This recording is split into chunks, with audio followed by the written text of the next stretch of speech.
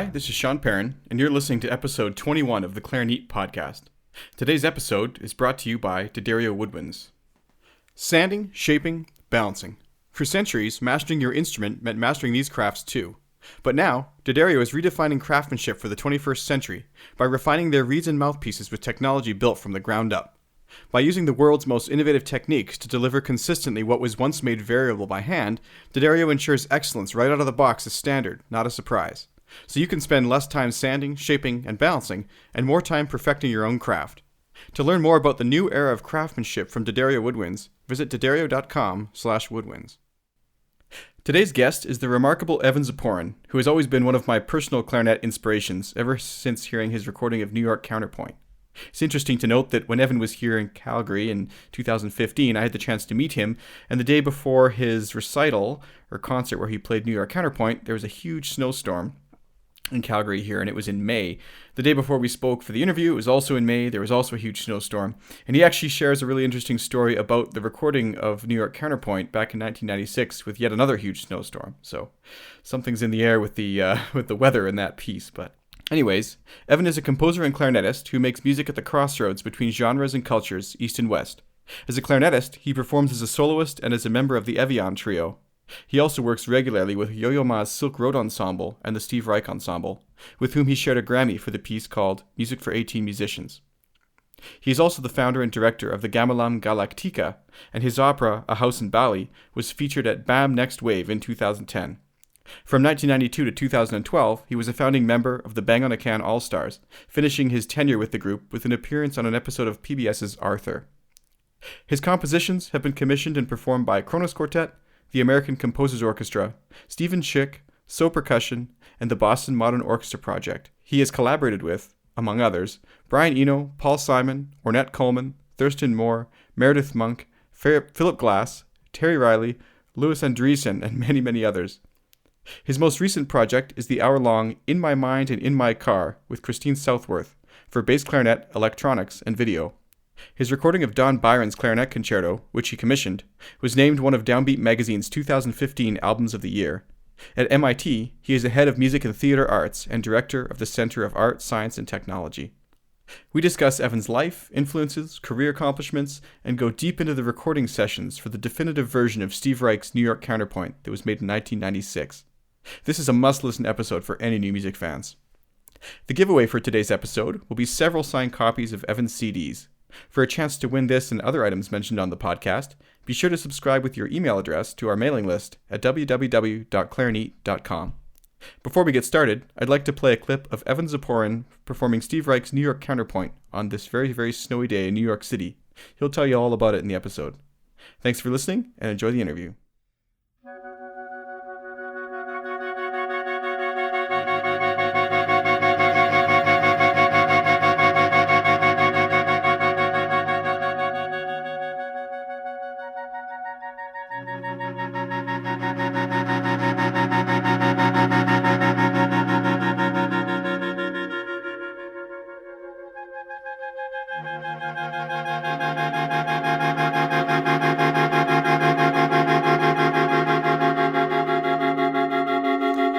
Hi, Evan, and welcome to the Clarineat.com podcast. Thanks for taking the time to talk with me today.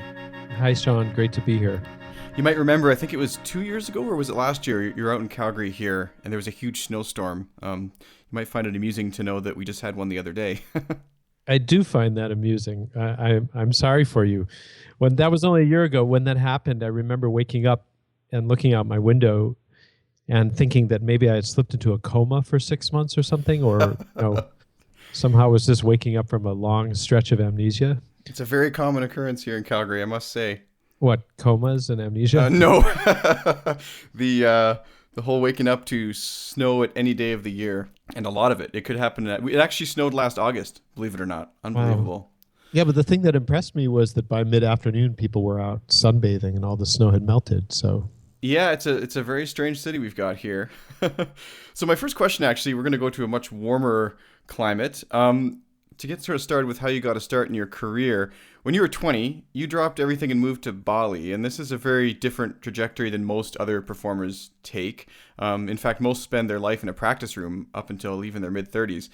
How did this shape your musical life and the direction of your career? Well, that's a good question. Apropos of what we just discussed, I had been living in New Haven, Connecticut, which has, epic New England winters, and I had grown up in Chicago, and I had spent a year in Rochester, New York. So aside from the music and the culture, I was pretty interested in finding a way to get away from winter for as long as possible. But really what happened was that there's two things. The first was that I had been overtaken by Balinese music from the moment I first heard it, or at least the moment I was first consciously aware of hearing it. It was doing all the things that I wanted my own music to do, and all the things that I felt I was hearing in things like The Rite of Spring or Miles Davis, John Coltrane, Weather Report, Bartok. And, it also had a kind of organic quality to it, which I suppose might have been my own projection, but I just really wanted to know as much as possible as I could about it. The other thing was that, I was mainly studying composition at Yale and playing clarinet and, sort of being indoctrinated into what new music was at that point in this culture. And I knew I wanted to look for something else. You used the word indoctrinated there. I sense a bit of animosity towards Did you mean it that way? I wouldn't say animosity, just honesty, I suppose. I mean, I think what happens is that, at least for me, and I can't imagine it's this different for anybody, that you make a decision to go a certain career route, and then you try to find out what that career route is, and you're young and impressionable. So, for instance, when I went to Eastman, which is where I went my freshman year of college, I had an incredible composition teacher named Joseph Schwantner, who was amazing in every way, took a lot of care with the students, spent a lot of time with young composers, really trained us in the craft in a way that I still value to this day. But one of the things he also did, and he did it for completely ethical and conscientious reasons, was that he gave us all a list of the pieces we should get to know that year. And, he was doing this because he wanted to make sure we knew what was going on in, quote unquote, the field, right? And this was all very hardcore modernist music, which was really what controlled academia at that point, right? So, I mean, all sorts of amazing pieces, don't get me wrong, but really hardcore, Boulez, Moderna, Stockhausen, Babbitt, et cetera, et cetera. And, so I tried my hardest to kind of get behind that and for a brief period of time kind of embrace that as my own aesthetic. But it's not my aesthetic. It's not why I do music. It's not who I am. It's not who I wanted to be. And, this was a struggle a lot of composers and performers had at that time. Now it seems a little remote because there are other struggles, but there's always a pressure to conform to what the dominant culture says you should be, whatever that dominant culture is. The irony is that, not really the irony, but in a way the validation of that is seeing young Balinese composers, like for instance Dewa Alit, who I work with a lot here, feeling that same pressure within Balinese culture, right? And trying to break out of it by getting into weird Western music. So, one way or another, it's all about this way in which we all struggle as individuals to define ourselves, some of which involves embracing the influences around us, and sometimes it involves going, I got to find something else. How did you first hear Balinese music? Well, it's not really a matter of when I first heard it. It's a matter of when I first consciously heard it, because my father was an avid record collector with very broad taste. And so in my home as a kid, we had music from everywhere. And this was at a time when that wasn't so easy to come by. So, I mean, there were a couple of incredible labels like Folkways and then later on Nonesuch, where you could, get these records like, Pakistani snake charmer music or, the real music of Tahiti or whatever, right? But they were really one-offs. It was very hard to get information about what this music was, and that involved a lot of trips to the library and actually like the way people did research pre-internet, legwork. But anyway, that music was around, so I know that I heard it because I used to, dig through his record collection.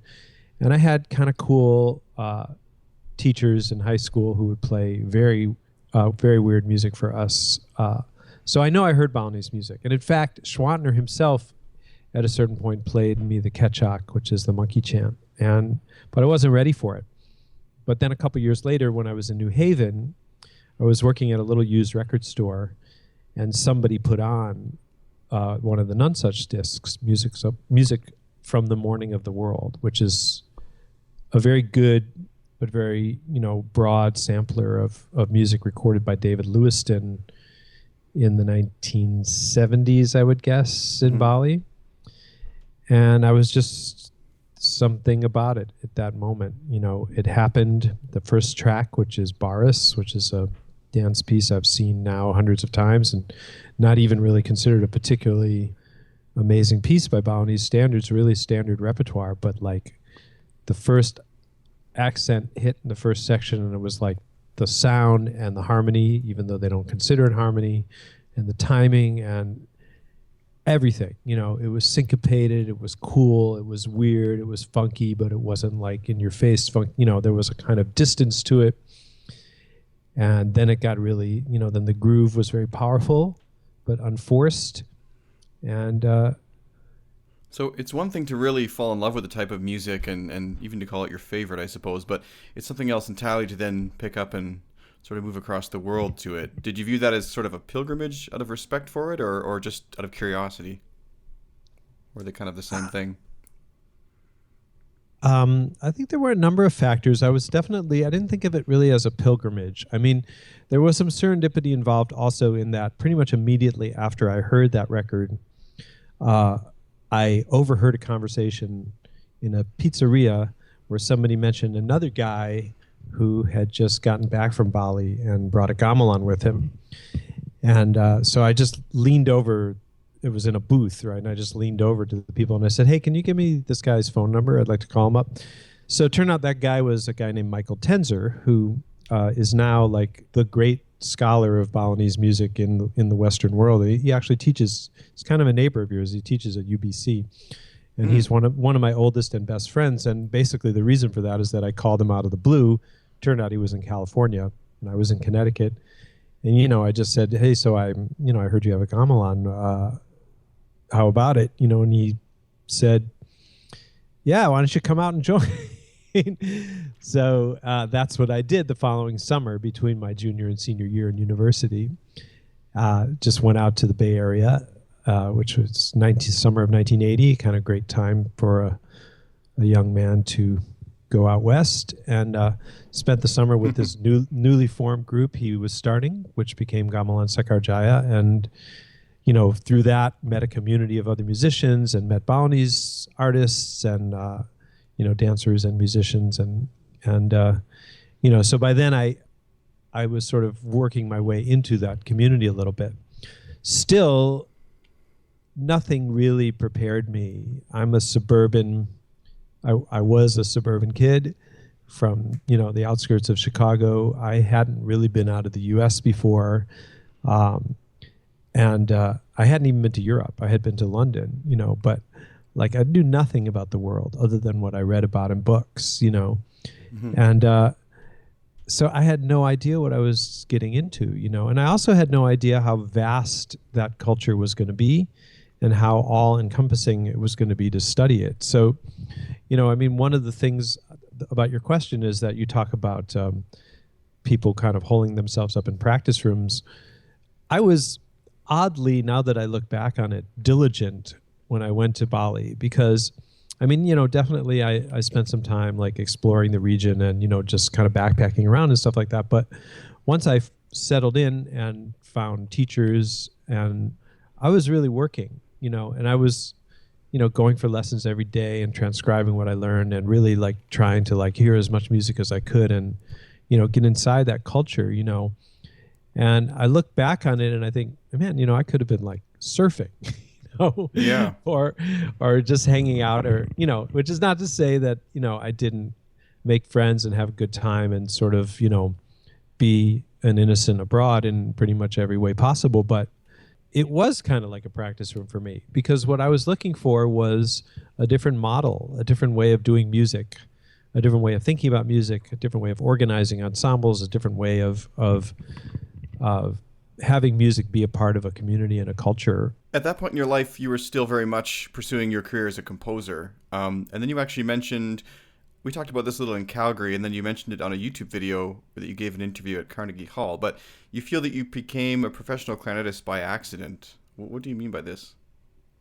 Well, I guess I was sort of referencing in that interview this line from that great movie about Jacqueline Dupre, the cellist, Hillary and Jackie, where she goes up to someone and goes, you have to understand, I just became a cellist by mistake. and I really love that line. But I think what I meant by that really was, at the simplest level, that my career plans were to be a composer, but I was always playing. And what happened was that I would sort of, obviously, like, playing music was always the present thing in my life, right? Like, there was never a moment where I wasn't in like 5 bands and doing this and that and the other, and gigging as much as I could. But I never thought of it as a professional thing. It was just life. And the idea of what my profession was going to be, to the extent that I had any idea, was that I was going to compose music, be Stravinsky or be Bartok or, those kind of models, right? But what about using models like Liszt or Rachmaninoff or Chopin, who actually, played the instrument and composed as well? Yeah, but I didn't appreciate their music then. Oh, interesting. I do now, but I didn't then. The more relevant comparisons would be, jazz guys. Yes. Miles Davis in particular, but, really, or Thelonious Monk or anybody like that. And then, obviously there's no comparison. These are like eternal geniuses, but in a certain sense, that was really the model. That's still kind of my model, that, you compose music that you can play. There's also a certain kind of modularity in their music that allows it to be played by other people. But, the other part of that question, and this gets a little bit more self-reflective than maybe you, it may be a little TMI in this sense, but, I basically I've always lived my life a little bit by reading a lot into the tea leaves around me, whether it's like, oh, I heard this record while I was working in a record store, and then that's the thing that made me change my life. In other words, as opposed to, oh, okay, there's another way in which one could go, oh, well, clearly that means I want to like explore the music, and then methodically like listen to 40 other cultures and then go, okay, this is the one I want to do. But for me, it was more like, I heard that at that point, and then I met this guy in this pizzeria, and therefore that's what I should do. Like reading the signs around you. It's kind of a dumb way to live. But do you view it kind of like spiritually, or like as a path of fate? Or yes, that's the way I view it. But you have to follow, I think, a little bit of kind of life's curve, because that's the curve you're given, Yeah, I agree, but I don't. I don't necessarily recommend it, because if you do that, you've got to like sort of follow the peaks and valleys. I've accepted it about myself. I can't do it any other way. But I've also seen that there are people that, really plan out what they're going to do in their life. In the end, it does come down to, John Lennon said, life is what happens when you're making other plans. So there is always some aspect of that.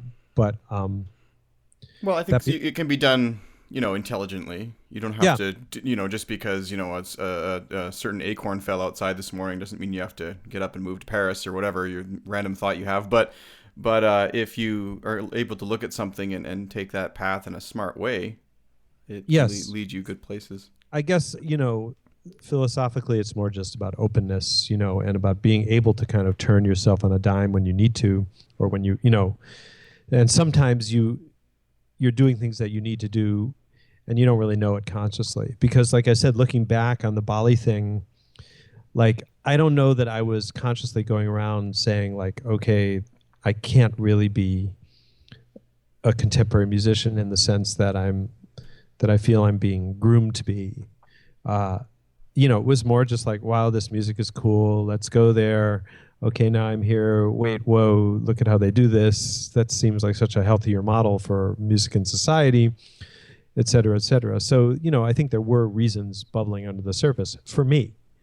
But, it also just has to do with, like, later on, in terms of the clarinet, like, there were sort of two stages, one of which was with jazz, where I was always kind of interested in jazz and playing jazz, but never really thinking about it as the direction I was going to go in. And then, I started getting positive feedback for performances, and I thought, oh, well, I could actually, this would be kind of a nice way to make a living. Ridiculous idea, but it was sort of how I subsisted until I decided to, go a different direction in my mid-20s. But it didn't, but it definitely came from seeing the reaction. More relevant to the direction I ended up going in is what happened to me in my late 20s when I felt that I was beginning to find a voice as a composer. And I couldn't get anybody to play my music, but I could get people to get me to play my music. So, and I, would go to new music festivals or whatever, albeit on a fairly low level at that time. And people would maybe like my music or maybe not like my music. Performers would maybe do a good job or not. But when I played my music, people would respond to it. And so I thought, well, this is the way I can get my music out there. Like, I need to be the champion of my own music because I didn't like the way other people were playing it. And other people didn't necessarily like my music unless I played it. I wonder if a lot of composers feel that frustration, like as far as they write something down, they want it a certain way, they sort of don't want to or can't execute it themselves, and then they never really get to hear it how they intended it. Do you think that's common? I think it's really common. And what's also incredibly common, particularly with young composers, is to mistake a bad performance for a bad piece. Because you don't really know.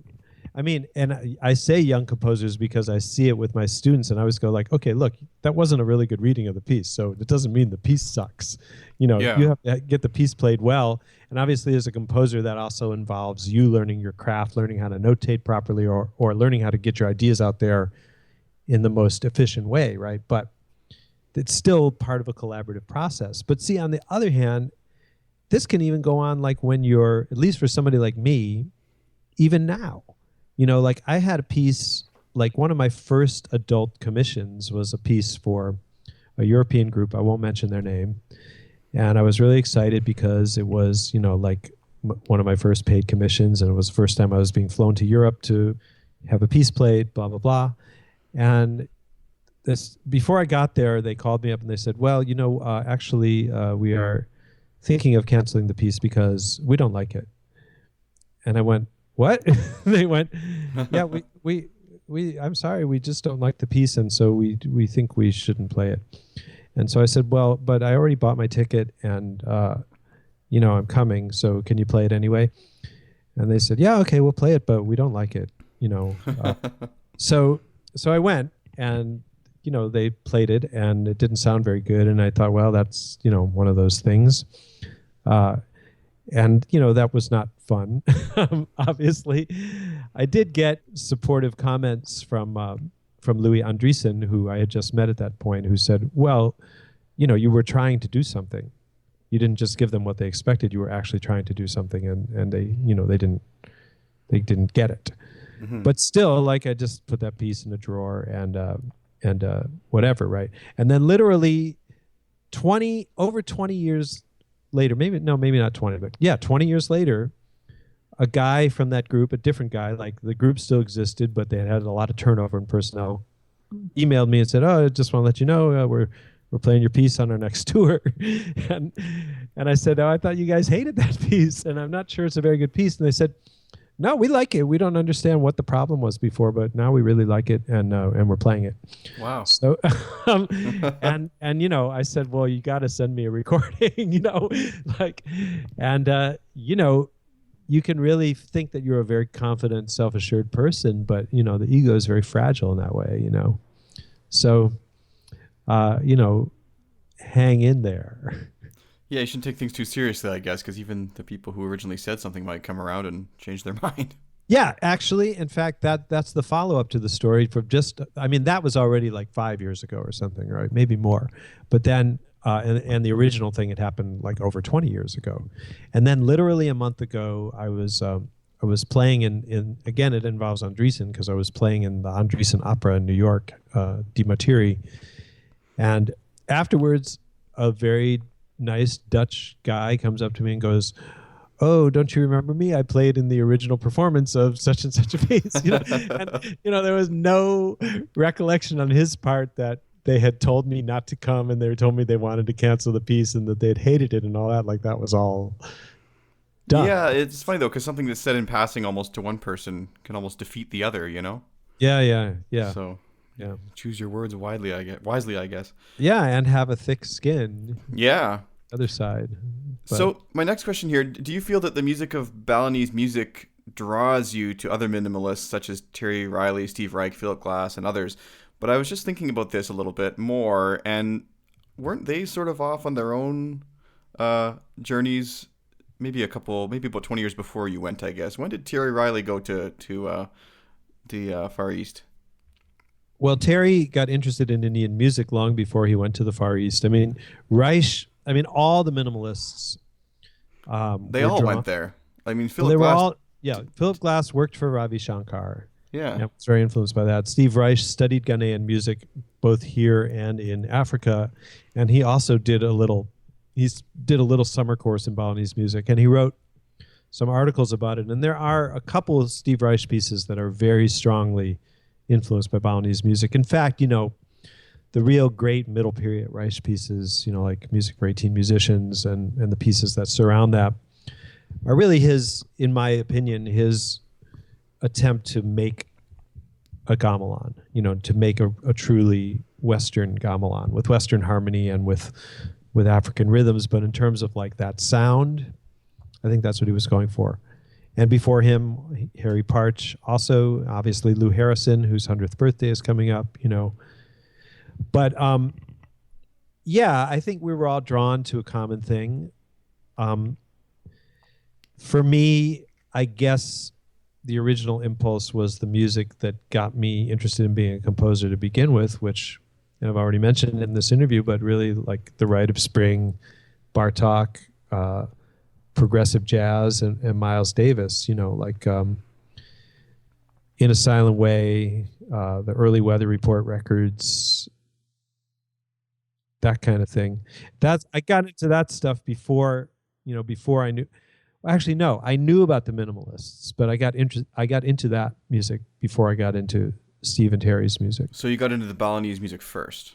No, I got into Rite of Spring. Oh, sorry, I'm getting all confused here. So you got into the really intense, Bartok's interesting Fifth Quartet. Yeah, Bartok's Fifth Quartet.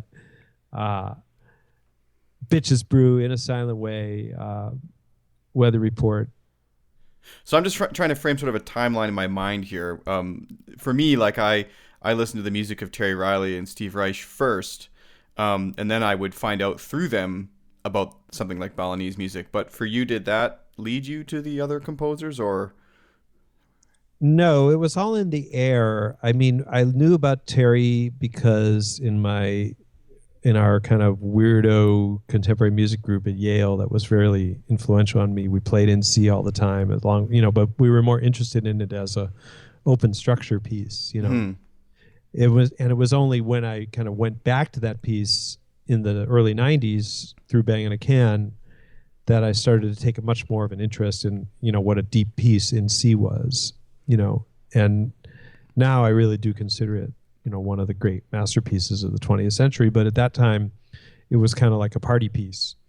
Yeah, looking back today, I think we really can have no understanding of what this time was like, but you were sort of right there in it all. And you say kind of up in the air, like this stuff was all new. It was all kind of just floating around and nothing had really settled yet, I guess. Yeah, but it's all relative because for us, In C seemed really old. Really? It was like, it's something he did in the early 60s. I mean, when Terry wrote In C, I was 4 years old. Well, a piece that's 20 years old today would be 95, I guess. I wouldn't consider it that old, but I guess. Yeah, it's funny how that works, though. Yeah. But music changed so much in the 60s and 70s, I mean, and a lot of that had to do with pop music, but I mean, there were just huge tidal waves of change in what music was. The other thing that I think is really hard for people to remember now is that the minimalists were not part of the canon. Like you did not learn about Steve Reich and especially Philip Glass in school. that's what you listen to at home, Yeah. or with your friends, getting stoned with your friends. You would put on music for 18 musicians, and then you'd go into class. But so that's the way that worked. Glass was completely verboten. Reich had a little bit of credibility. I'm not really sure why that was different. Terry wasn't really, nobody knew what Terry was doing in the 70s, in academia, because he had kind of forsworn composing music. He was making improvisational records and learning Indian music. And Lamont Young, that was, he was kind of more known. If you went to art school, you might hear about Lamont Young, but you wouldn't hear about him in music school. Mm-hmm. Even now, very, very little about some of these composers, which is kind of sad, actually. Yeah, it is sad. Because it's really fundamental music, because, obviously. So you're a founding member of the Bang on a Can All-Stars, which I would consider to be one of the world's premier new music ensembles. How'd this group get started? I had been working with the directors of the Bang on a Can Festival for quite a long time. I had met them when I was in university, and when they started the Bang on a Can Festival in '87, they used to invite me to play. And that was a big deal for me because not so many people were inviting me to do anything at that point. So, in the first Bang on a Can Festival, I went and I played a solo piece called Waiting by the Phone, and I was, like right before Robert Black, and I was right after like a performance of Steve Reich, and Milton Babbitt was there, and John Cage was there, and it was really the first time I had been in the company of that kind of people, right? So it was very important to me. And I worked a lot with Michael Gordon, who's one of the composers. I was in groups with him. And then as the years went by, like every spring, they'd call me up and they'd go, hey, can you put together a group to do this? Or can you come down and do this? Or do you have a piece? And et cetera, et cetera. And I would always do it, and it was always really fun. So then in 1992, they said, well, we want to start this group called the Bang on a Can All-Stars, and will you lead it? And I said, yeah, I don't want to lead it. I'll just be in it. So, and suddenly there I was in a room with Steve Schick and Maya Beiser and Robert Black and Mark Stewart and Lisa Moore. And at that time, I think like we just thought like, well, this will be fun. We'll do a concert. Maybe we'll do another couple concerts. Maybe we'll get invited somewhere. And then the next thing we knew, we were signed to Sony, and we were being flown to London to play, at Queen Elizabeth Hall and to record in George Martin's studio. And, Wow. yeah. But, then at that point we thought like, well, this is going to be great. If it gets this much better year after year, it's going to be unbelievable, Yeah. But that didn't really happen. I mean, it wasn't really designed to be that. So we just kind of staked out our position in that universe and kind of remained there.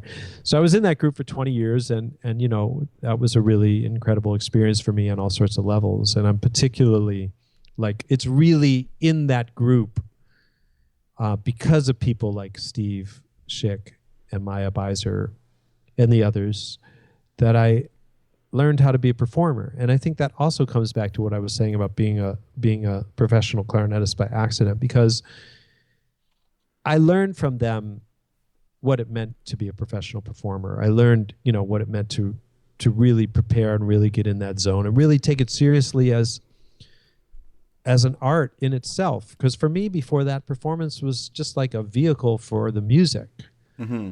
And from them, I really began to understand that it was something else, and that in turn, performance was something else. That the performance event still had that residue of ritual and magic and the importance of the live event, and how you sacralize that, how you embrace that as a player, what your responsibility is, what the opportunity is. I learned that from them. So, of course, this led to many, many recording opportunities, and you've become very well known for your recordings.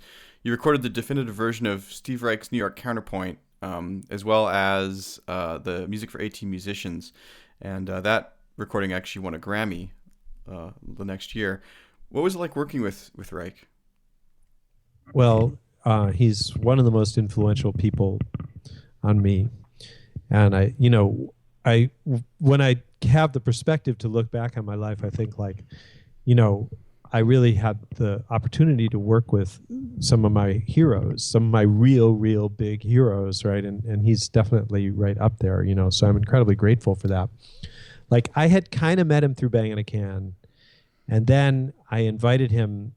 I helped get him a small but not insignificant award at MIT in the 90s, which was basically an excuse to bring him up. And I organized like a whole bunch of student performances around his music.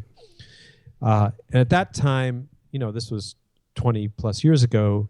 So it was one of these things where weirdly not so many institutions were, celebrating him. So now, I assume he's getting honorary degrees every time he turns around. But at that point, it wasn't happening so much. So he came up, he was really generous with his time, and I got a bunch of student groups to do, several things, including, a clarinet ensemble to play New York Counterpoint. So, with all live musicians. Mm-hmm. And as it turned out, that piece, Stoltzman had commissioned that piece and had done a really, I think, quite a beautiful job with the original recording. And I knew that recording really well. But that recording wasn't on Steve's label, and it had sort of been buried on Stoltzman's own record with a bunch of other music that didn't really have that much to do with it. I still think it's a really nice recording. But as it turned out, Steve had never heard the piece with live players before. And I barely knew him, and he came up to Cambridge, and I had all the players, in this fairly small practice room, right? And, Steve came in, and we started playing, the opening chords. And, basically he looked like his head was going to explode. The sound was just, but in a good way. The sound was incredible, and he had never heard it live. And so he kind of flipped out. And, I think we did a really good job. But I think a lot of it was really just more that, unlike most of his pieces, he hadn't really, he hadn't thought of that piece as a live piece. And that's true of the other counterpoints that he had written up to that point as well. They were written for soloists, and nobody had that wave of playing them with live musicians hadn't really taken hold. Now people do it all the time, but at that time people just hadn't gotten around to it. And I think the reason was, again, because they weren't really so much part of the the conservatory or academic scene, right? So there weren't that many clarinet teachers with studios of that size or that capability who would think to take that piece on. How many players is it total? 12, right? I can't remember if it's 12. It might be 14, actually. Well, yeah, because it includes bass too. So there's a lot of parts. And for anyone who hasn't heard that, I'd really like to play a sample of that on here. Actually, I wonder if that would be possible. We'll have to talk about that afterwards. But how do people play it live? Because I own the score for that, and it really is just a part with the score. Are you able to order parts to rent or something? Yeah, you can rent the parts. Oh, okay. The other thing about it is that it's kind of unwieldy, no offense to Steve, but the parts are written out as if for a multi-track recording. So those repeating patterns at the beginning, when you're the first person up, you have to play that pattern 7,000 times, Yeah. So we had to do a little reshuffling, we had to do a little reshuffling of the parts so that people wouldn't die, Well, it's interesting, and I wanted to ask you actually about the recording of the piece, because I actually made my own little recording of it, and my methods were my methods. But before I tell you my methods, what were yours like? Did you loop that stuff? Did you play it all beginning to end? I'll tell you. Okay, so two things about it. Before that is just that. So, Steve heard it, and then I said, "Hey, how come you never put that out on Nonesuch?" Because usually he would put out a definitive version of every one of his pieces on Nonesuch. And he said, "Well, I never really had the right player for it, and I don't. It's kind of the moment's passed or whatever. But I'm still looking. So if you want to give it a try, send me a demo tape." So I recorded the piece. I auditioned. He had heard us play the piece live, and then I put together my own recording of it. With Joel Gordon, who's a fantastic audio engineer that I still work with here, and sent it to him, and then he, called me up and he said, "All right, you passed the audition." Wow. And then so we set up this recording session, and he had at that time, and still to my knowledge, worked with a fantastic producer named Judy Sherman, who did all his recordings at Nonesuch. And I just got put into the Steve Reich machine. They have a way that they do it. So, Steve was Judy was producing and Steve was present. So I wasn't involved in the editing or the mixing of that. Right. Mm-hmm. But the other anecdotal part of that story was that we recorded it in January of whatever year it was. I can't remember if it was 95 or 96, but the day we were going to do it, I was traveling down to New York and this huge snowstorm hit, one of these Godzilla-like storms that you know very well from your part of the world. But They're here what following happened, you around. yeah. So, no, but this was like one of these major Yeah. shutdown. And I called up Judy, the producer, and I said, they're saying there's this huge storm. I'm supposed to be down in New York by 9 a.m. tomorrow. I was going to come down tonight, on the plane, the shuttle plane. And she said, no, you have to come now before they close everything. Like, just, pack your bag, get to the airport, go now. Right. So I did that. And I ran to Logan Airport and I got on like this 1 p.m. flight. It's like a 45-minute flight. Right. And it's just starting to snow in Boston. And it takes off and it flies all the way down to New York. And they're sort of circling around LaGuardia. And then they go, LaGuardia just shut down. We have to fly back to Boston. So we flew back to Boston. At that point, it's like 3 o'clock. And I get off this plane. And me and basically everybody on the plane like basically runs for the cab stands and gets in taxi cabs to the train station and, piles ourselves onto the next train to New York, which then is supposed to be like a 5-hour trip at that time. And basically took like 15 hours because the train kept running into snow blockages and power outages. And so I got into New York at like 3:30 in the morning and the whole city was shut down. I was supposed to be in the studio at 9 a.m.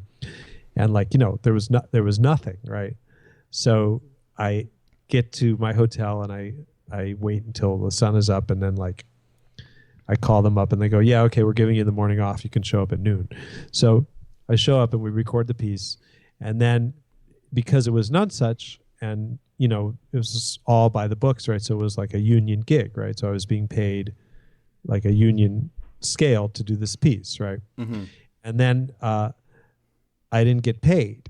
And, so I called the union and I said, what's going on? They said, we think this is a bogus session. Everybody knows the dates on this session were when the entire city was shut down and nothing was going on. So you couldn't possibly have been recording this piece on those days. So we're not paying you. We straightened it all out and I got paid. But that's hilarious. Those are the things I remember about those recordings much more than the actual methods. But what I will say, if you do want to talk about the method, is that it was really during the demo recording that I figured out how to record the piece, because you think you know how to make these patterns interlock, right? And when you're playing like a marimba or a piano or a percussion instrument, it's pretty clear. But on clarinet, at least for me, it turns out like all sorts of calculations I made about like articulation and phrasing didn't necessarily work. Like you need the feedback of some initial recording to kind of go like, okay, how can I really make this phrase sound the way I want it to sound and still lock in with itself as a very small canon? Or, there was a lot of trial and error and a lot of instincts that I might have used in a live performance. Turned out I had to re-examine those. Mm-hmm. And there it comes full circle to Bali and that connection to the minimalists, because I do think that because I had studied these interlocking traditions like Balinese gamelan and also West African drumming, that I had much more of an understanding of how you square that circle, how you manage to make lines have autonomy in and of themselves, but still lock in a fairly metronomic way with the other parts. And that to me is really the key with that music, because I've heard a lot of recordings of New York Counterpoint now. And the difference is not how accurate they are, but how much they groove, right? And you can't do what you normally do to make something groove. Like there's a very small margin of expression in that music. Mm-hmm. But if you play it totally metronomically, then it just sounds mechanical, and that's not what he has in mind, and it doesn't work. It still has to have, you have to find the little cracks to put your humanity into it. So when you performed it on the record, you did he have you loop sections then, or did you do takes of entire parts, or like there's 11 parts, so would you look at Clarinet 6 and just sort of play Clarinet 6 for 3 minutes for the first movement and then move on, or did you do smaller sections? I did each part, but I made MIDI recordings of the other parts. Okay. And I'd gradually swap them out because at least at the beginning, I didn't want to play like without anything to play with because it's an ensemble piece. Mm-hmm. So I didn't try to build it up from nothing. But on the other hand, if you're playing with MIDI, then you're going to like sound like MIDI, right? So basically like I would have a kind of bed of MIDI tracks and I'd play like 1 or 2 or 3 tracks with that. And then I'd dump that and only play with the live tracks. That's some really interesting insight, actually. And then sometimes I would go back and replace the original live track, you know, the early tracks. So it was a kind of gradual sort of like replacement gene therapy kind of thing, you know, so that, but now I think that I could probably, like years later when I recorded the piano part for 2x5, which was the piece he eventually wrote for Bang & Again All-Stars, I didn't have to do that because I'd had so much experience. At that point, I had never really played Steve's music in a group. Mm-hmm. Like after New York Counterpoint, then he asked me to join the group for Music for 18 Musicians, and I got to tour with the group and record with the group. That's the recording that won the Grammy, was the Music for 18 Musicians recording. And then being around those guys, particularly the original percussionists, your fellow Canadians, Bob Becker and Russ Hardenberger, and the great late James Price, was a New Yorker. Those were the real hardcore Steve Reich guys. They had been they'd been playing with Steve since they were graduate students in the, I guess, late 60s and early 70s, right? Mm-hmm. So from playing with them, then I really got into the ethos of his music. But with New York Counterpoint, I was really learning it on my own. So, well, I think it's fantastic to be able to play it, to record it, and even just as an exercise to try some of it, just to see people who don't appreciate minimalism. I think after they've tried to get in there with the timing and the length of the phrases, which can sometimes be very long and very kind of slowly evolving, they're surprised by the depth that they find in it. And oh yeah, no, it's great music, and it gives it's music that gives back as much or more from what it takes from you. And I think that's as a composer performer, that's something I've really come to appreciate. It's not something people talk about very much, but there's a lot of music that you have to like put an incredible amount of your time and energy and just spirit into, and in the end you feel like you've just had it sucked out of you. It doesn't mean it's not a great piece, but at the end of it you just feel like falling to the floor, right? Mm-hmm. But with Reich and not only with Reich, but for me the real measure of the music that I really want to spend time with is music where, like when I play Music for 18 Musicians, that piece is an hour long, and when it's done I just want to play it again. Yeah. And so for me, that's really the measure. There's something like about a piece like that where you're putting everything you have into it on every level, but it's giving you something back. It's feeding you. Some of that is really mechanical. It just like in Reich's case, like, yeah, there's really long phrases and some of that stuff is really like difficult to sustain, which is why I said we had to like parcel out some of the parts where, you're just repeating things over and over again. And even in live performance, like I just did a New York Counterpoint in Laramie, Wyoming at 7,500 feet altitude. And, by midway through the third movement, which, as you know, is pretty nonstop, all totally high, really no place to breathe, no place to hide, right? Mm-hmm. Like I was, going like, okay, 2 pages to go. Okay, a page and a half to go. Okay, a page to go, because of the altitude, right? But even so, there's just something really life affirming in a real tangible sense about that music. What do you think when people play it with the tape? I mean, are we all playing with your version? Is that what it is? When you rent the tape? When you rent it, yeah, it's my version.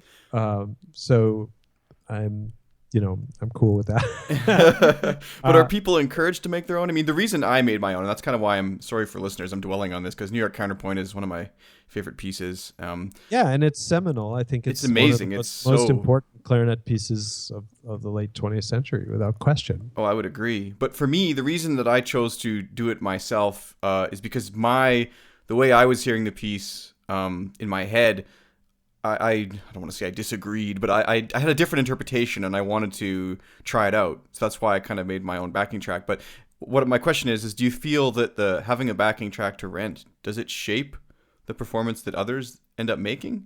Yeah, of course, because you're outnumbered 14-1. Yeah, I feel like it's plus, what you did is exactly what you should do, right? And in fact, the thing is, at that time, it was really hard to do something like that at home, right? So it was pretty time consuming and expensive for anybody that wanted to make the tape, right? But now I think, okay, for your first time out, rent the tape and you do it, right? Mm-hmm. But like, if you're really serious about that piece, you have to make your own backing tape. Like otherwise, I would say about that, I've experienced it on both levels because I've heard a lot of guitarists do electric counterpoint with the Metheny backing tape, right? And it's just like I'm listening to a Pat Metheny recording that you're kind of playing over. Yeah, it doesn't have that. So I can do that at home and just hear it with Pat Metheny playing over it. Like similar with cello counterpoint, which my old Bang in a Can colleague Maya Beiser commissioned. She has a really distinctive way of playing. And so you're either going to cop to that, which is fine, sort of what you have to do to make it work, but then you're just accompanying Maya, right? So, yeah, I think you have to make your own recording. I mean, the converse of that is that I was doing one performance of it once somewhere in New York, and our sound engineer, who's actually a good friend of mine, but for the purposes of this story, I won't mention his name, like sort of queued up the recording like on his computer, right? And I'm playing along with it. I'm going, what is it? I'm like, I can't play with my own recording. This is ridiculous. Like I can't. And I'm like, dude, is this me? Like what's going on here? And he goes, no, it's and then like I realized he had another backing tape. Oh wow. That he was playing, and I couldn't play with it. So it just sounded wrong to me. Like, and it was on every level, like little things about intonation and little things about more timing, and it just like felt wrong. And I thought, wow, I can't imagine, because I've never played it. Like the first time I played it was with a live group, but I led that group, and then I recorded it, and I've never done it any other way. So, but doing it that one time at rehearsal, I thought this is really not the same experience at all. So kudos. Everybody should record it. Fellow clarinet players, be fruitful and make your own backing tracks in New York Counterpoint. Get out and do it. Yeah. Boozy's very late on their royalty checks anyway. So So you played that piece probably countless times, but I saw a really interesting video on YouTube where you sort of start playing it. It looks like an outdoor festival, and people explode like it's a rock concert. Is that typical, or was that expected in that environment? Oh, yes, completely typical. No, that was very anomalous. I've had that experience a couple times, but the reason they exploded like a rock concert was because it was a rock concert. Like that was basically, there's these festivals now. That one was a sort of short-lived festival in London. I can't even remember what it's called now, but it turned out to be a big disaster. Like we played on the first day, and then by the second day, the whole thing got shut down. It was supposed to be like a 4-day, 5-stage kind of festival. And a lot of the European festivals now, when they do that, they have like the weird stage, right? So they put Steve Reich there. And then the other experience I had was at a festival in Poland, actually just a couple of years later, called the Off Festival, where I was on one stage and Andrew WK was on this next stage, like real, and like real like rock and roll and other parts of the venue, right? And it was the same thing, like people scream, and it's super fun. It's kind of what we all want, right? But no, that's not typical. That one, the one you saw, which was from London, actually was one of the last performances I ever did before I left Bang in a Can, so it was kind of a nice way to go out. But no, that's not typical. Your first album was recorded in 2001, and it's called This Is Not a Clarinet. It topped the charts when it was released, and the title is in reference to the Magritte painting called The Treachery of Images, which is perhaps more popular, more commonly known as the This Is Not a Pipe painting. There's a little pipe there, and it says This Is Not a Pipe below it. Were you trying to make some sort of philosophical connection and statement with this title and the music, or was it more playful in nature? Yes. Yeah. No, I mean, well, both. I mean, part of it was that most of the records on bass clarinet, right? Mm-hmm. Yeah. And I guess what happened was that was actually one of the first releases, if not the first release on Cantaloupe Records, which was the label that was formed by some of the Bang and Camp people. And it was Michael Gordon who said to me, okay, if you're going to make a clarinet record, you have to have clarinet in the title.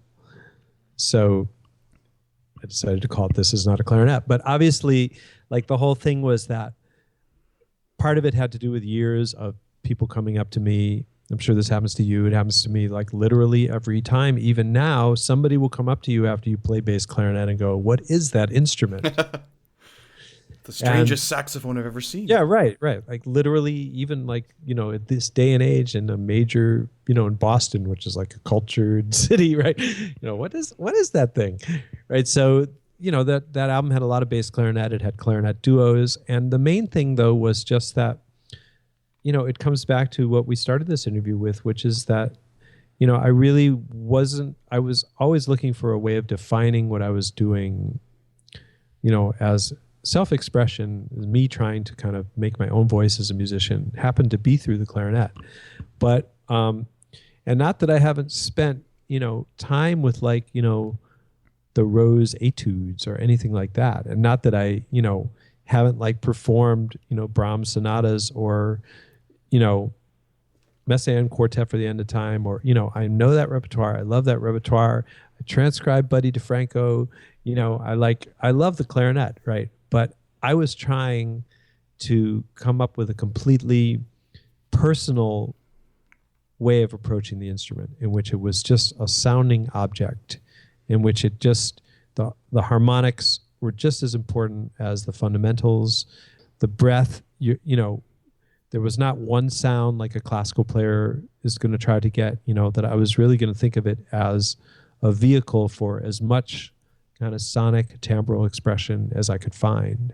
So by giving it that title was like, no, this is something else. Maybe it's something smaller, maybe it's something larger. But also that I recorded that again with the audio engineer I mentioned, Joel Gordon, who's here in Boston. And, we spent a lot of time thinking about how to record it. And we, every single piece we approached in a different way, like in terms of microphone placement and in terms of just every possible, while keeping it basically, an acoustic clarinet in a pretty good sounding room. We recorded it in this ex-Masonic temple down in Roslindale, Massachusetts. But, we really thought a lot about sound. And so in a sense, the microphones and the room are just as much as part of it as the instrument, so I wanted to give it a title that kind of reflected that, that what you have here is an artifact, it's the product of a number of factors, myself, the composers, the pieces, the room. Now look, that's true with any recording, right? But, I just decided to forefront that because to me, that was really what it was all about. It wasn't just like a clarinet recital that I happened to record and put out on disc. Yeah, it's so interesting because I feel the same way you do about recording. It's almost like an art. The album is almost separate from the live performance. It's something in its own. It stands its own, if that makes sense. Yeah. But so many people regard the recording simply as sort of a snapshot of live, and they feel it lacks something. And I don't know. I can't say I really agree with that fully. Yeah, but it's interesting the way that takes place, because we think that the attitude that you're describing, which is certainly my attitude, feels like a really modern attitude, and it's kind of it's like a post pop music thing, right? Because it comes out of the Beatles and it comes out of the whole idea of an album as like an art form in itself, right?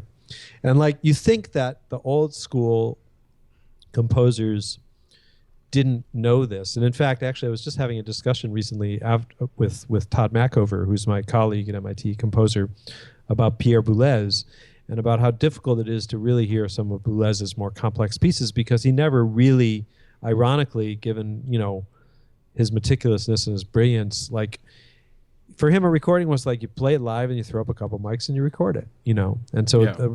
but I was also like, you can find like Stravinsky talking about recording in the 1960s, and he's really thinking in a very like sophisticated way about what it means to record a piece. Not necessarily like he wasn't totally with the like, look, a recording can be the end result, but he was definitely aware that that it was a different thing than a live performance, and you wanted something different out of it. It had a different purpose.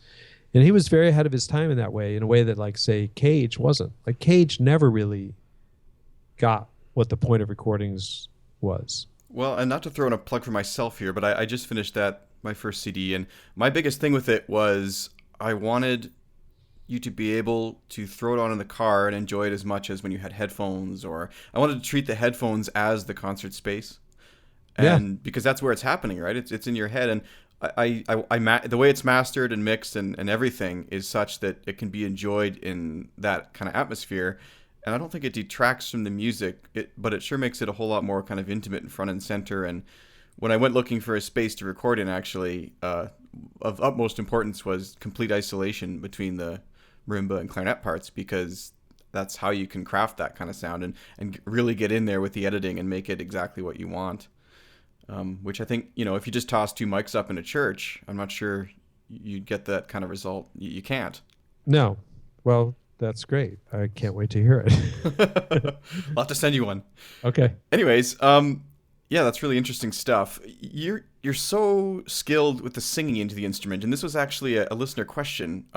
Andrew M. asks, do you have any tips for clarinetists looking to work on this technique for themselves? Yeah. Practice makes perfect. I mean, there's no shortcut, but it's like anything else. I think one of the things about multiphonics and extended techniques in general that people often overlook is that, the non-extended techniques are things that, like, for better or worse, and usually when we're too young to kind of know the difference, we just drill into our muscle memory and we drill into our minds and bodies, right? So, like, we play our long tones, we play our scales, and this and that and the other, right? And like, so you end up with like a fairly finite list of things that you can do on a dime in any combination, right? Right. But then you start using extended techniques. It's like, yeah, just throw them in there, but it doesn't work that way. If any new element like that, like when you're singing and playing or trying to get a particular multiphonic or, quarter tones, microtones, whatever, right? Like, you have to get them into your body in that same way, right? So with singing and playing, like, you just have to, like, for me, the first thing was just learning how to, like, control my pitch when I'm also playing. And the best way to do that is with, like, unisons and real consonances, right? Like, unisons are, like, fantastic, right? Because you, like, sing a unison with your bass clarinet or your clarinet, right? And if you're not in tune, you're going to feel your whole body, right? Because the acoustic beats are right there in your body and in your head, right? So, like, that's the first step, is to, like, just get your unisons in tune, right? And then you can start practicing, like, moving in and out of tune, like, when you're a little sharp, it's going to vibrate. When you're a little flat, it's going to vibrate. And when you're right on it, it's going to sound like a singularity, right? And then, of course, that's true with, like, all the intervals, right? So for me, it was more about finding the feel of these intervals, right? Like, what does it feel like to sing and play a fifth or a third, right? And, like, just spending a lot of time getting that to exactly how I wanted it to get, right? And like I said, it was much more about feel than sound. The other thing is that with singing and playing, like, in certain registers, it sounds better to have the voice on top. In certain registers, it sounds better to have the voice on the bottom, right? And so, you have to kind of, and that's also different from person to person and from instrument to instrument, right? So it's more just like taking it giving it the same attention that you give to other aspects of your playing, and not just thinking like, oh yeah, okay, now I got to throw some singing in there, whatever, Yeah. For the pieces where I do it, I have to say also that like it's really important to like practice it without the singing and get in a way like, you have to get it so that your technique on just the playing part is even more meticulous than it would be otherwise, because you're adding this new element. It's going to like mess you up, So, like with the piece that I do, the pieces that I really do that on, like I just practice them totally without singing, and then add the singing. That's part of the process. Do you also you must do the singing in isolation as well, or not as much? Not really, because because that's pretty easy. The singing is contextual. The singing is really is all about blending it with the horn. Like somehow, I don't think of it as like a duet. I think of it more like a voicing. So it's more like how you voice chords when you're playing the piano or when you're playing a guitar or something. It's more like getting the sound and getting that the feel. Do you think this kind of extended technique is something students should be starting younger, or is it something that takes maturity to really spend time on? Oh, I don't know. I've never really thought about that. I mean, I think students, to be honest, like for me, what's more important is that students be exposed to improvisation and to creative thinking earlier. Like, because I really think that like the thing that worked out for me was just being in a situation where I was encouraged to improvise and where I was encouraged to compose. And I see this less and less, actually, unless you go like, there are some schools that really do that, like particularly, summer programs where they really value that, but others where they don't, and where people are like still really caught up in like, doing their power practicing so they can place higher in the orchestra or whatever, Yeah.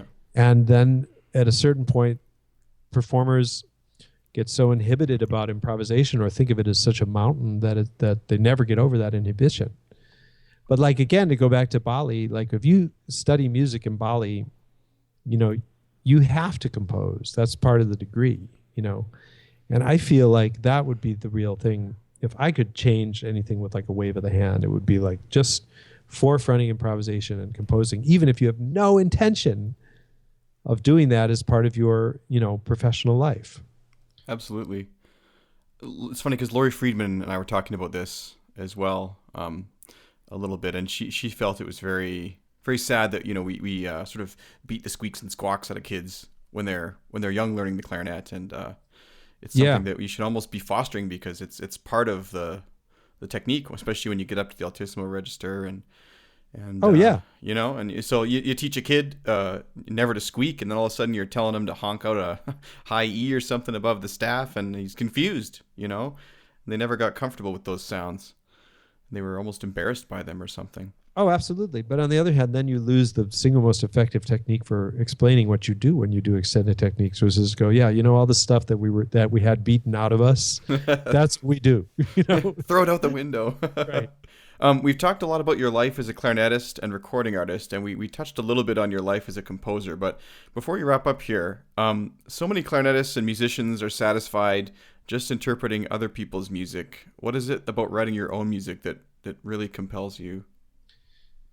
Well, it's funny that you think of it that way, because for me, it was really always the reverse. Like I started, I always thought of myself as a composer. I mean, when I was a little kid, I was improvising, and then I learned how to play composed pieces.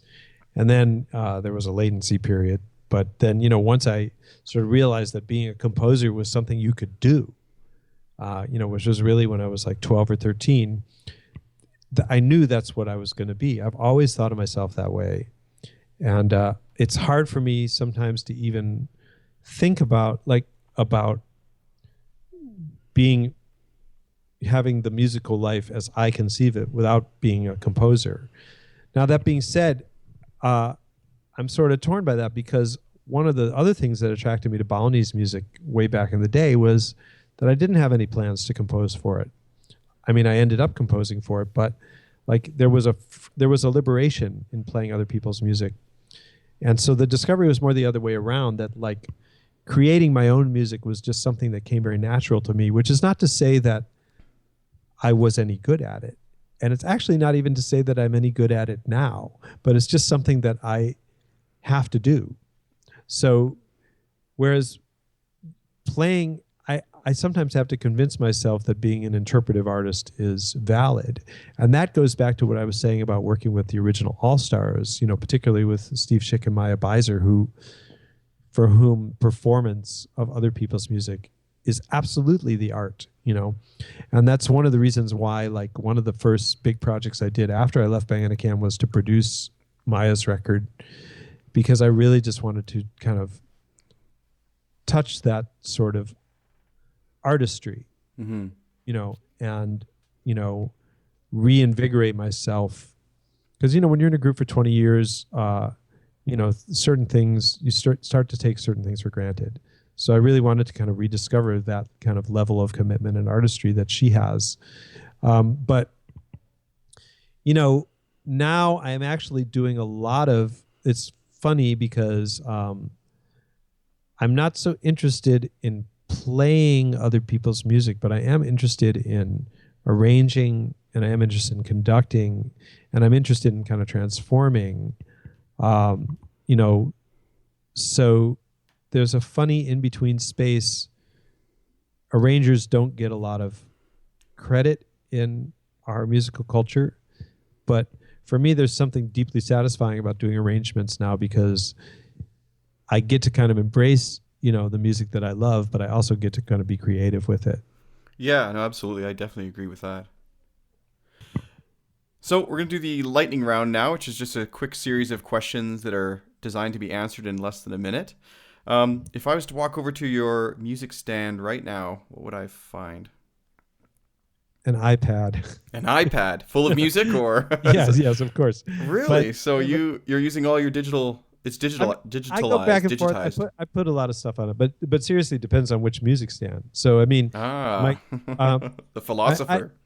But on the clarinet stand right now is actually a transcription of Jimi Hendrix's improvisations at Woodstock that I've been trying to figure out how to do on the clarinet.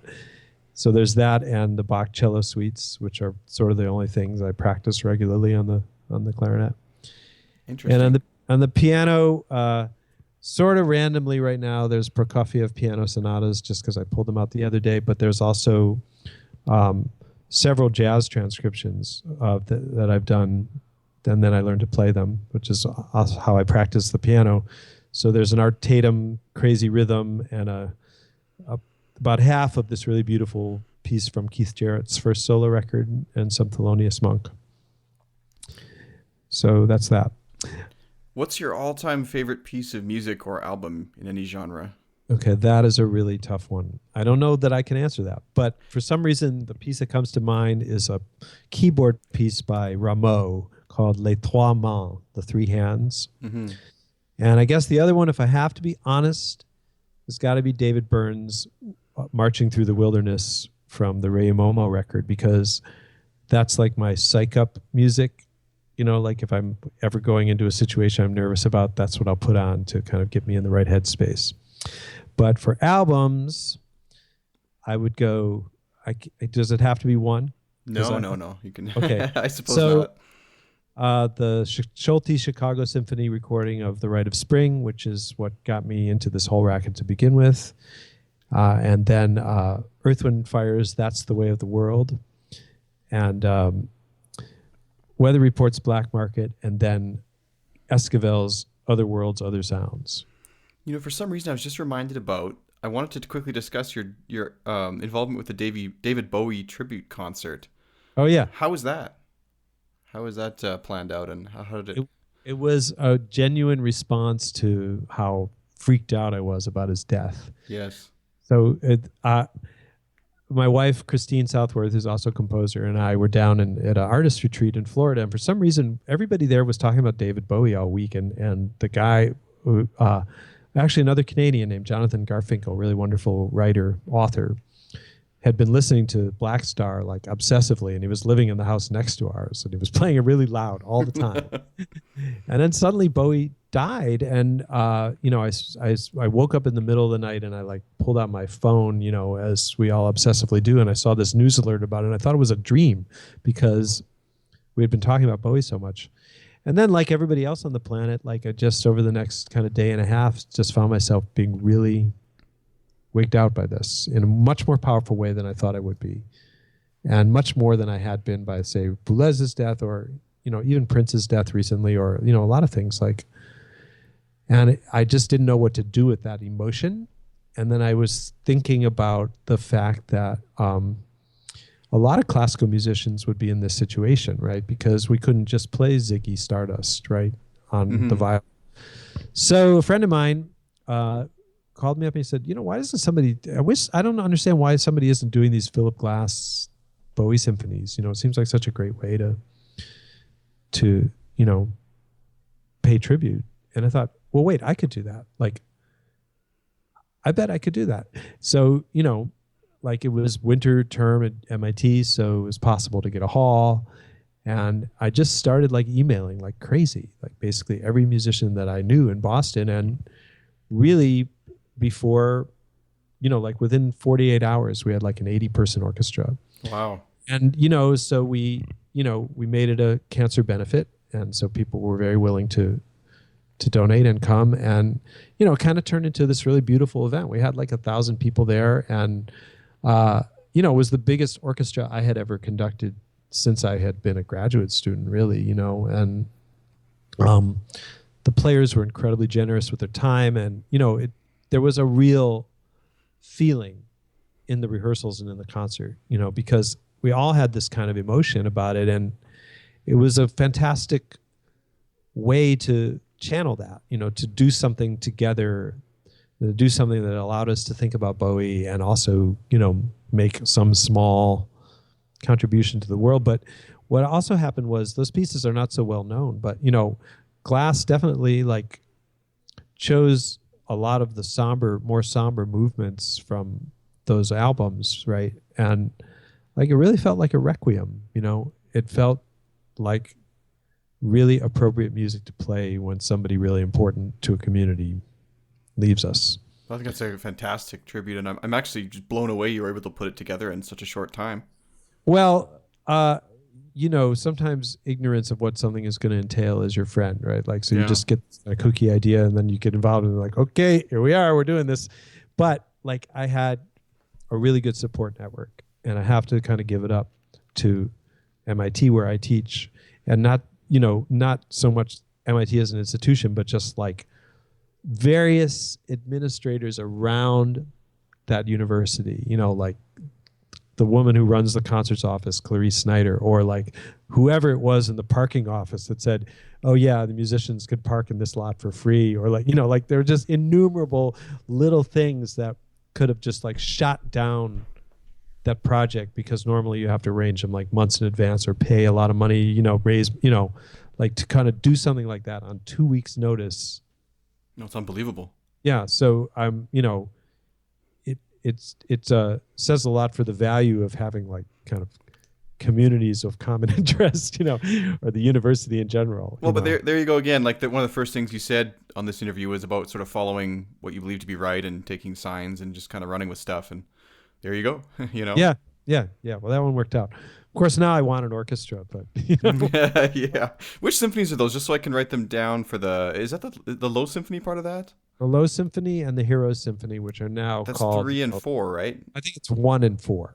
1 and 4. Okay, I've actually played the Low Symphony. It's gorgeous. Yeah, very beautiful. Really, really beautiful. Yeah. So moving on here, if you could meet any musician throughout history, who would it be? Well, I met Ornette Coleman, and I actually met Bowie too. So we can take the list. But the great Indian composer Tyagaraja, that would have been awesome. Or Pythagoras. I'd love to talk about. Wow, that's a first. Yeah, John Lennon. Yeah, it's interesting though. I mean, some of the people on someone like my bucket list are people you worked with extensively, so you have had a pretty amazing career in that way. What's your favorite book and why? I'm sorry to be so indecisive, but again, it's going to be a tie between this Portuguese novelist, Jose Saramago, the book Blindness. I love that book. I just love the way he writes. There's a kind of gentle and kind of really humorous humanity to describing the most horrendous things imaginable that somehow seems right to me. Mm-hmm. So that I would put that up with a tie with Go Dog Go. Because that was the book I kept coming back to. Like, that was the book I never got tired of reading to my kids. So I think there's a deeply simple poetry in Go Dog. I think I'm going to put links for both of these in the show notes there, and people can check them out for themselves.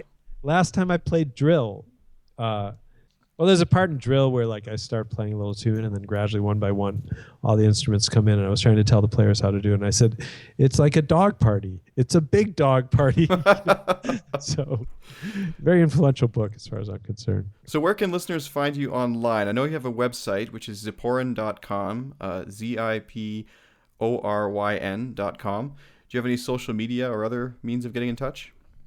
Oh, sure. I'm on Facebook and Twitter, and I have a pretty active Bandcamp page, which I do think is Bandcamp/Evan Ziporyn. You can find all sorts of stuff there.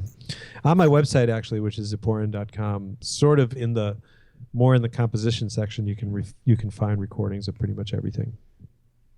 And people can purchase them there, or is there a better place to? They can just listen to them. If they want to purchase them, they should go to Bandcamp. Bandcamp? Okay, great. Yeah. Or, most of it's on iTunes too, but. Yeah, iTunes, I don't know, the Spotify thing is so weird, but I also noticed your music was up there. But I would encourage people to, if they're interested in listening, to either purchase through the Bandcamp or the iTunes. Yeah, thanks. Or the legitimate CDs, which are also, still a thing. You get lossless music, right? Yeah, and I got tons of boxes of them down in the basement. So is there anything else you'd like to share with the Clarineat audience before we wrap up? Well, the two projects I'm mainly involved with now is a solo project called In My Mind and In My Car, which is a collaboration with Christine Southworth, who is also my wife and is also a composer and is also a video artist. And that's been a really nice vehicle. At this point, it's over an hour long. And it kind of more reflects where my music is at this moment. So there's that. And then I have this trio that I'm very excited about with two fantastic improviser composers, Eva Bitova and Jan Riley. And we're called Evian. And we have a couple of really nice CDs out as well. So that's kind of more where my music is at this moment. It's always really fun to talk about the music that's been really important to me in my life. But right now, those are the things that are occupying my musical thought. Would you send me some links to those so I can throw them up in the show notes too? Sure. I think people would like to check that out for sure. So thanks so much for coming on the podcast today, Evan. It was just wonderful to talk to you. My pleasure. Thanks for inviting me.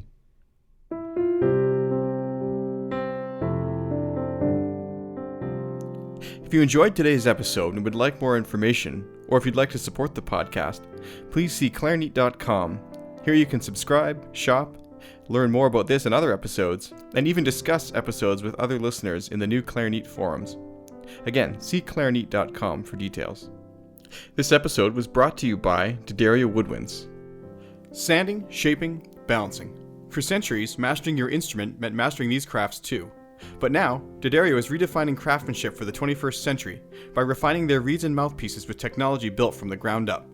By using the world's most innovative techniques to deliver consistently what was once made variable by hand, D'Addario ensures excellence right out of the box as standard, not a surprise. So you can spend less time sanding, shaping, and balancing, and more time perfecting your own craft. To learn more about the new era of craftsmanship from D'Addario Woodwinds, visit D'Addario.com/woodwinds. Thanks for listening, and I'll see you next week.